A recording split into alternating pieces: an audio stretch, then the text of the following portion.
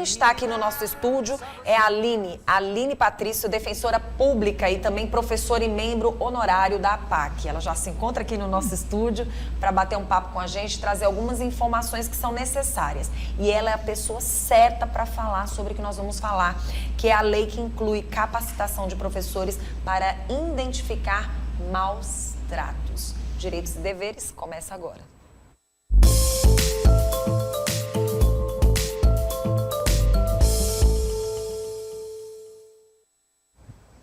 Aline, seja bem-vinda ao nosso programa. Doutora, é um prazer estar lhe recebendo aqui para a gente falar sobre um assunto que eu acho que vai mexer com a população, principalmente diante da tua responsabilidade, de tudo que você já viu, do que você vê até hoje, e a gente vai poder ajudar um pouco os professores, as mães, esses pais e até mesmo toda uma sociedade precisa entender todos os lados, né? Para a gente também ficar mais atento relacionado a essa lei, que inclui essa capacitação de professores para identificar maus tratos. O que, na verdade, diz a lei para a gente explicar bem direitinho para quem está em casa assistindo? Bom dia, Vanusa. É um prazer estar aqui. Bom dia aos telespectadores aí do programa.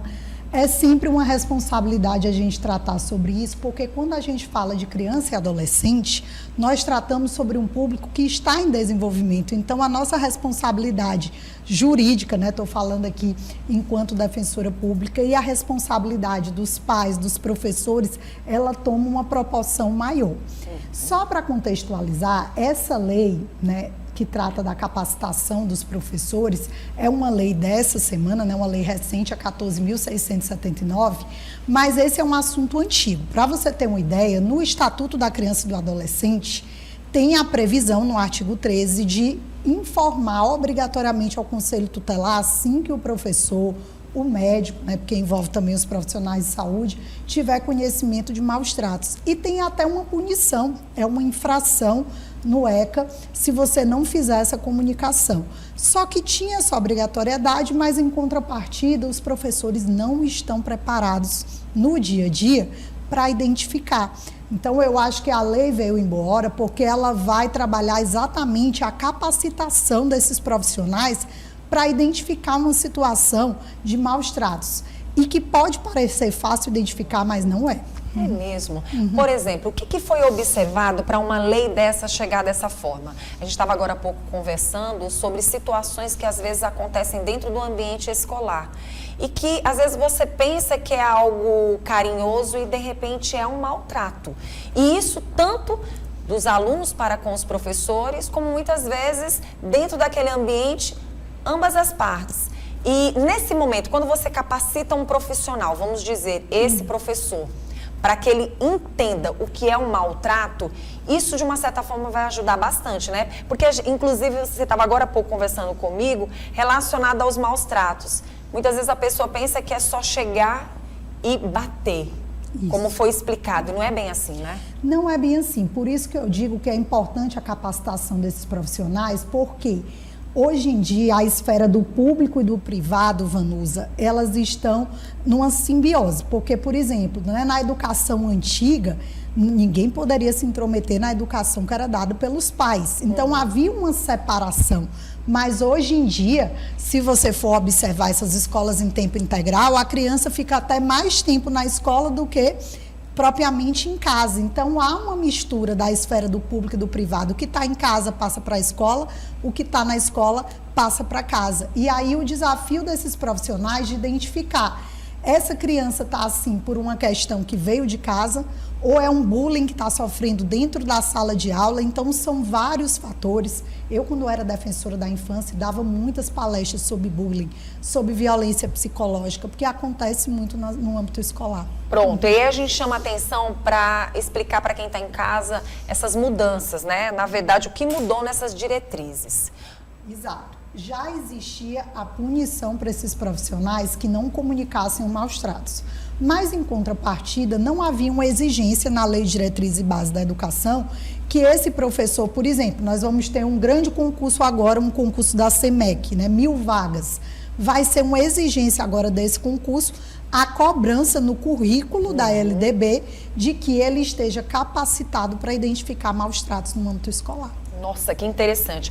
Como a gente pode proteger as nossas crianças? Porque existe uma sensibilidade da nossa defensora, existe algo muito positivo que eu pude observar aqui antes dessa entrevista, é de enxergar os dois lados. E algo muito sensível como mãe. Porque além dessa capacitação, tem que ser chamada a atenção também o comportamento dos pais dentro de casa, suas atitudes, para que isso também, de uma certa forma, vá para a escola e esses professores que estarão capacitados, eles possam identificar algo. Porque, assim, quando chega na escola, tudo é muito colocado na escola.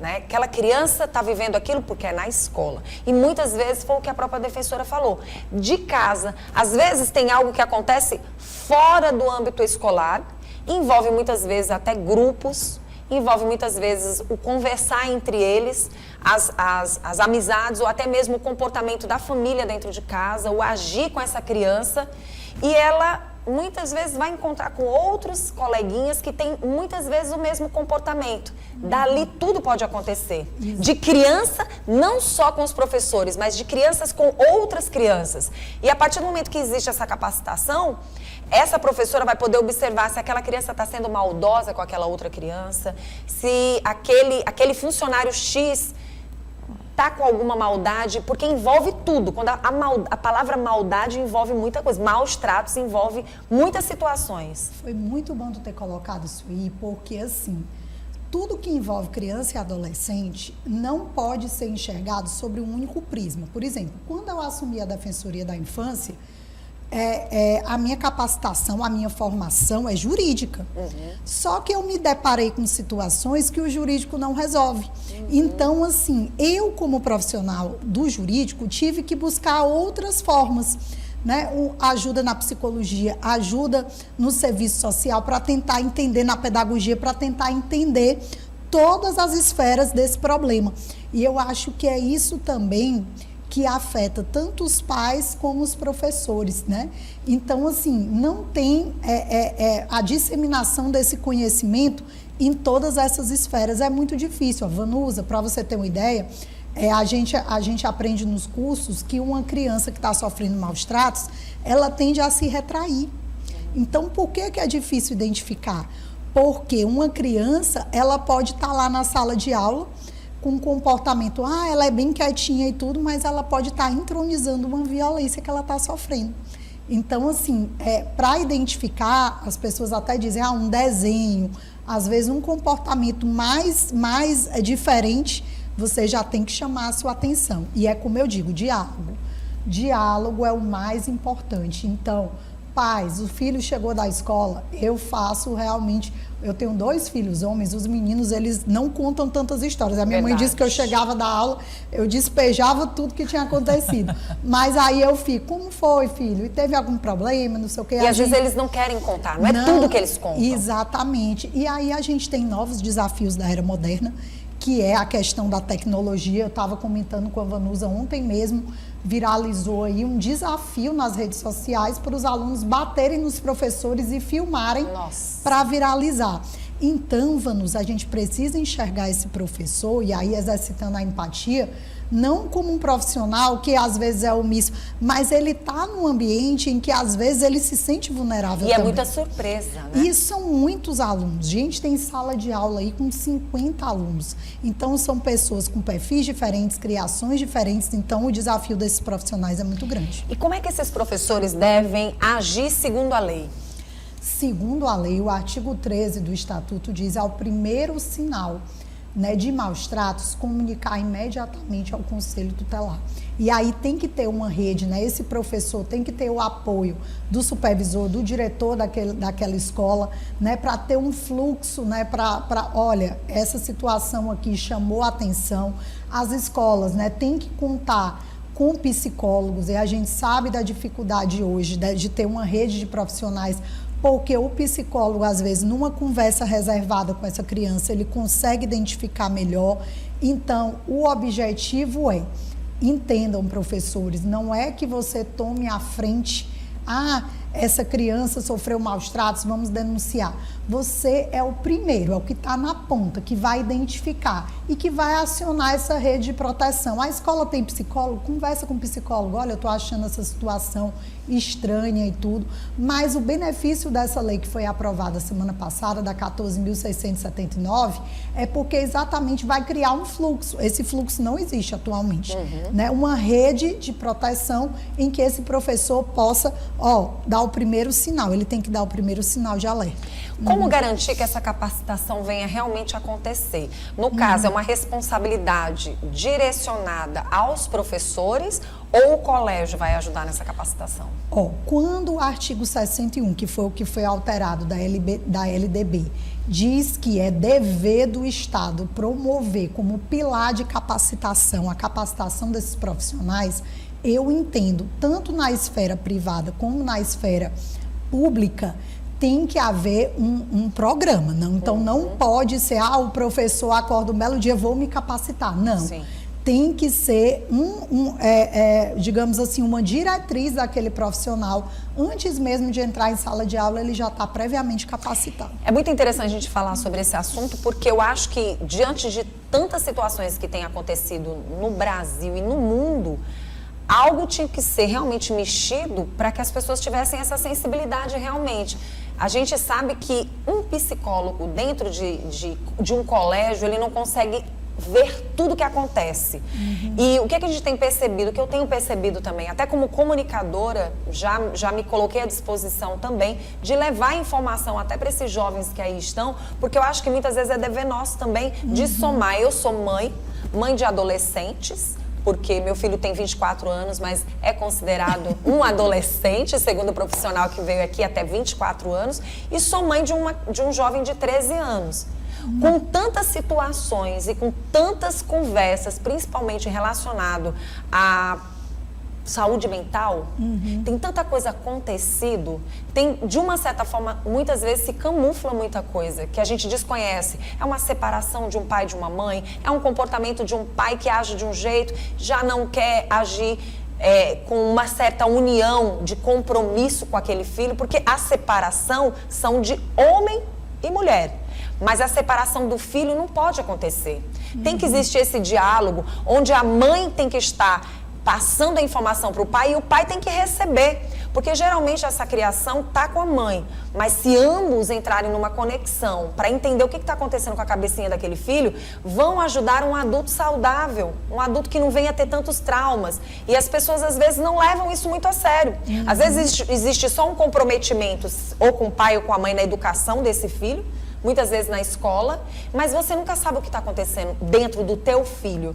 Então, assim, é muito importante a gente falar que a sociedade, os pais, o colégio, tem que realmente, juntamente com os professores, ter esse compromisso, porque se essa capacitação está acontecendo, é porque algo tem que se melhorar.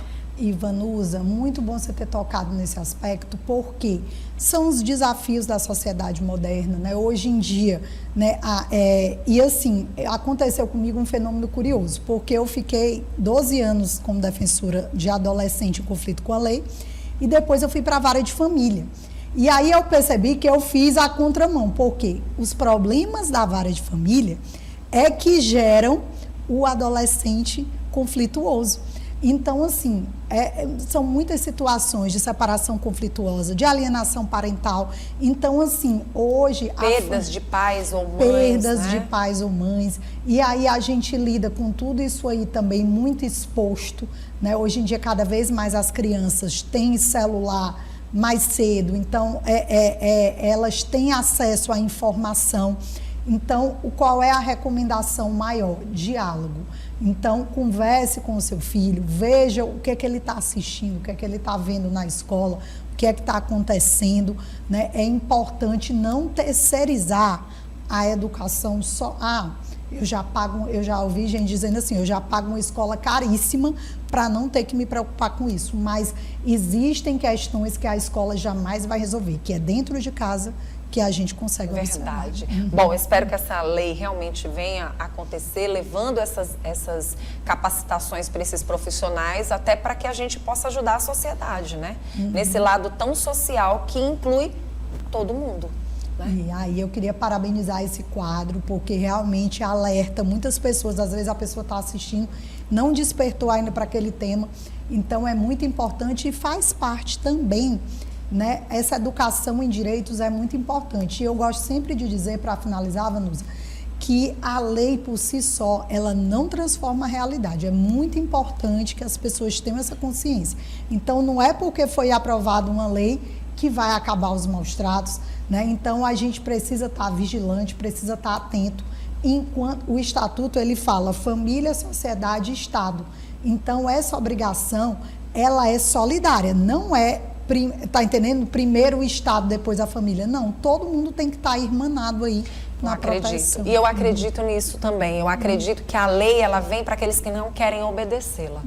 Então, a partir do momento que você acredita que você está fazendo a sua parte, você está já ali com toda a garantia de que você está tendo um comportamento diferenciado. A gente precisa ajudar a sociedade a entender que essa lei, ela vem para dar limites, né? Mas a gente, como você mesmo disse, a gente não tem que simplesmente achar que é só ali. Né? A gente precisa fazer a nossa parte através de atitudes e comportamentos. Eu quero agradecer pela sua presença, dizer que não é só o quadro, mas a APAC sempre contribui muito a cada terça-feira em a gente poder informar, ajudar, entender que o advogado, ele não vai só resolver os seus problemas, mas ele vai evitar que você entre neles.